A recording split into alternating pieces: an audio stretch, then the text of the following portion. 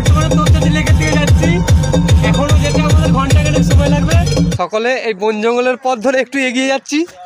এগিয়ে যেতে যেতে দেখা যাক সামনের দিকে আমরা নদীর শেষ প্রান্তে গিয়ে কিছু দেখতে পাই কিনা। আমরা খুব গভীর জঙ্গলে ঢুকছি, জানি না এর মধ্যে কি আছে। নমস্কার বন্ধুরা, আমার চ্যানেলের আরও একটি নতুন ভিডিওতে আপনাদের সকলকে স্বাগত জানাই। আজকের ভিডিওতে আলোচনা করব সামনে দোল পূর্ণিমার 1 বা 2 দিনের ছুটিতে ছোট একটা ট্যুরের সমস্ত প্ল্যান নিয়ে। আজকের ভিডিওতে পাহাড়, পর্বত, ঝর্ণা সাথে কিছু অ্যাডভেঞ্চার প্রিয় জায়গাকে নিয়ে আলোচনা করব। তো যারা একটু অ্যাডভেঞ্চার প্রিয় তারা ভিডিওটি স্কিপ না করে শেষ পর্যন্ত দেখতে থাকুন। আমি সমস্ত জায়গার বিস্তারিত তথ্য একে একে আপনাদের সামনে তুলে ধরব। আর এই ধরনের আরও ভিডিও পেতে চ্যানেলটি সাবস্ক্রাইব করে পাশে থাকবেন। এই 1 বা 2 দিনের এই ছোট ট্যুরে আপনাদেরকে এই অ্যাডভেঞ্চার প্রিয় জায়গাগুলি পেতে হলে যেতে হবে আমাদের পার্শ্ববর্তী রাজ্য ঝাড়খণ্ডে। এই জায়গায় শুধু পশ্চিমবাংলা না তথা ঝাড়খণ্ড এবং পার্শ্ববর্তী রাজ্য বিহার থেকেও এই জায়গায় পর্যটককে দেখতে পাবেন। যেহেতু সমস্ত জায়গাটা পাহাড়, পর্বত এবং ঝর্ণার সঙ্গে যুক্ত, সেই সূত্রে দলগত ট্যুর করাটাই ভালো।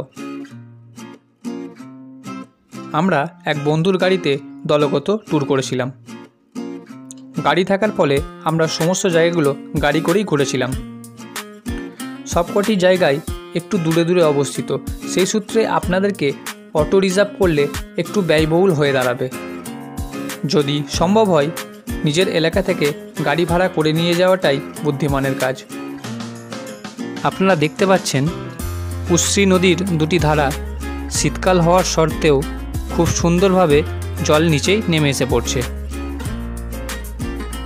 উশ্রী নদী হল বরাকর নদীর একটি উপনদী। বরাকর নদীর উপনদী এই জায়গায় এসে 3টি ঝর্ণা হয়ে প্রবল বেগে নিচে নেমে আসছে। 3টি জলপ্রপাতের মধ্যে 2টি জলপ্রপাতের বেগ খুবই বেশি। বর্ষার সময় প্রত্যেকটা ঝর্ণার জলের বেগ অনেকটাই বেশি হয় এবং নদীর জলও অনেকটা বেশি হয়। অনেকে আবার উশ্রী ঝর্ণার শীতল জল দেখে স্নান করতে নেমে পড়েন।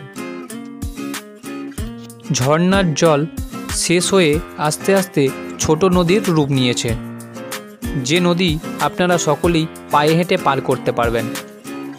উশ্রী ফলস ভ্রমণের বিস্তারিত ভিডিও আমি আই বাটনে দিয়ে দেবো, আপনারা একটু দেখে নেবেন।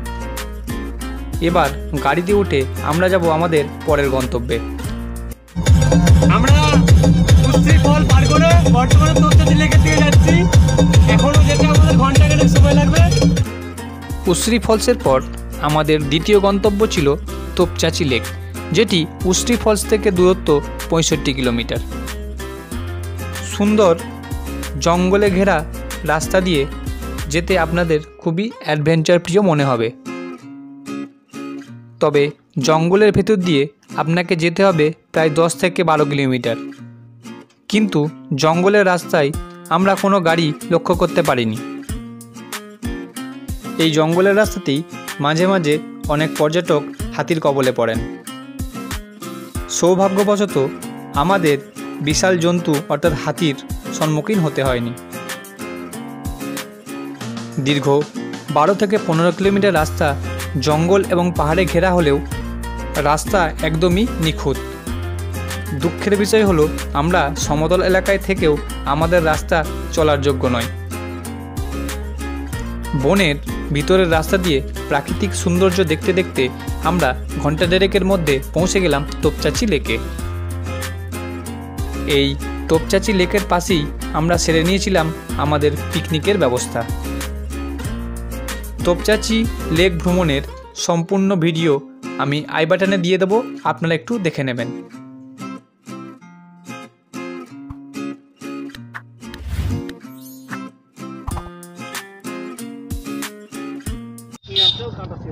বর্তমানে আমাদের রান্না বান্না চলছে। এই যে আমাদের রাঁধুনি বাচ্চা এখনো পর্যন্ত ঘুম থেকে উঠতে পারিনি। কেন ঘুম থেকে উঠতে পারিনি বুঝতে পারছি না।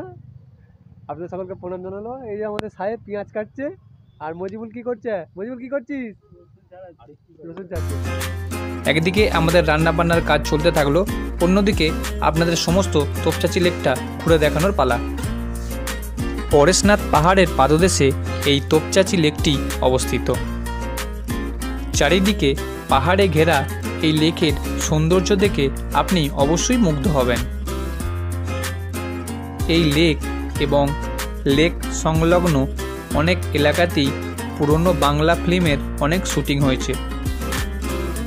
এমনকি মহানায়ক উত্তম কুমারের বিখ্যাত ছবি অগ্নিপরীক্ষার শুটিং এই তোপচাঁচি লেকে হয়েছিল। তোপচাঁচি লেকের কিছুটা দূরেই রয়েছে মহানায়ক উত্তম কুমারের বাড়ি। যেহেতু আমাদের কাছে গাড়ি ছিল, সে সূত্রে আমরা বেরিয়ে পড়লাম মহানায়ক উত্তম কুমারের বাড়ির উদ্দেশ্যে। এটি হলো মহানায়ক উত্তম কুমারের বাড়ি। যেহেতু বাড়িটি অনেকটাই পুরনো, সেই সূত্রে বাড়িটি প্রায় ভগ্নাবশেষে পৌঁছে গেছে। মহানায়ক উত্তম কুমারের বাড়ি দেখে আসার পর আমরা বেরিয়ে পড়লাম সামনে থাকা জঙ্গল এবং পাহাড়ে অ্যাডভেঞ্চারের উদ্দেশ্যে। আমরা খুব গভীর জঙ্গলে ঢুকছি, জানি না এর মধ্যে কি আছে। ওই যে আমাদের সাহেব আগে আছে, সাহেবের পাহাড়ে ওঠার চক্করে আমাদেরকে জানি না কোন পথে যেতে হচ্ছে, ও আগে আছে আর আমি মাঝখানে আছি, তারপরে আরিফ আছে। আমাদের মজিবুল এখন বিয়ার গিলস হয়েছে, আর আরিফকে দেখেই মনে হচ্ছে কিছু হলে ছুটে পালাবে। শেষমেশ আমরা পরেশনাথ পাহাড়ের চূড়াটা দেখতে পাচ্ছি। লাইট থাকার জন্যে টপটাকে আমরা দেখাতে পারছি না, কিন্তু এটা মোদ্দা কথা কোনো একটা পাহাড়ের উপরে উঠছে। পাহাড়ের পথ ধরে সামনের দিকে এগিয়ে যাচ্ছি, কিছু একটা সামনে বড় পাহাড় দেখার আশায়, কিন্তু মাঝে মধ্যেই একটা চূড়া এসে দাঁড়াচ্ছি, কিন্তু আমরা সেরকম কিছু দেখতে পাচ্ছি না। আর সাহেব ক্রমাগত শুধু বলছে সামনের দিকে যেতে। আমাদের খুব খিদে পেয়েছে, কিন্তু তাও যাচ্ছে। দেখো আমরা শেষমেশ পরেশনাথ পাহাড়ের আশেপাশেই আছি, কিন্তু পরেশনাথ পাহাড় কোনটা আমরা বুঝতে পারছি না, পিছনেরটা না এ পাশেরটা। সম্ভবত ওইদিকে বড় যেটা দেখা যাচ্ছে ওটাই হবে পরেশনাথ পাহাড়। আমরা এমন জায়গায় এসে দাঁড়িয়েছি, না পারছি উপরে যেতে, না পারছি নিচে নামতে। আমরা এমনিতেই খুব ক্লান্ত, আর আমরা জলের বোতল আর নিই প্রথম কথা। তো সেই সূত্রে আমাদের জল তেষ্টাও পেয়েছে, ওদিকে রান্নাও শেষ হয়ে গেছে। তাহলে আমাদেরকে এখন বর্তমানে নিচে নামতে হবে, গিয়ে খাবার খেতে হবে, নাহলে আমাদের আর এনার্জি নেই, কারণ আমরা সকাল থেকে একভাবে ঘুরে চলেছি। পাহাড়ের উপরে আমরা সেরকম কিছু গাছ না দেখতে পেলেও অদ্ভুত রকমের এক ফলের গাছ দেখতে পাই। পরে খোঁজ নিয়ে জানতে পারি ওই গাছ থেকেই নাকি লোকাল আদিবাসীরা মদ বানিয়ে পান করেন। আমরা যেহেতু নেশা করি না, সেই জন্যই আমরা নেশার স্থান ত্যাগ করে নিচের দিকে নামার সিদ্ধান্ত নিলাম। আমরা পাহাড়ের উপরে উঠতে পারিনি, দুঃখের বিষয়। সেই সূত্রে আবার বিষণ্ণ মনে নিচের দিকেই নেমে চলেছি। এই ছিল অ্যাডভেঞ্চার প্রিয় এক জায়গার বিভিন্ন তথ্য। ভিডিওটি ভালো লাগলে একটি লাইক করে চ্যানেলটিকে সাবস্ক্রাইব করবেন। দেখা হচ্ছে পরের ভিডিওয়। ততক্ষণ ভালো থাকবেন, সুস্থ থাকবেন। ধন্যবাদ।